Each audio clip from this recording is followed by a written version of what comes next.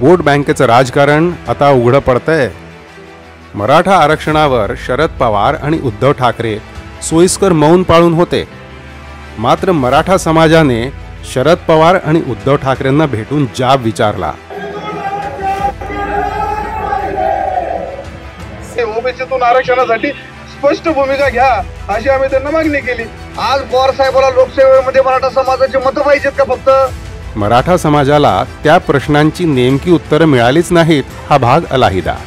आता वक्फ board amendment बिलावर चर्चेत उद्धव ठाकरेंची शिवसेना संसदेत चक्क गैरहजर होती। आता त्यावर मुस्लिम समाजही पुढे येऊन त्यांना जाब विचारतोय।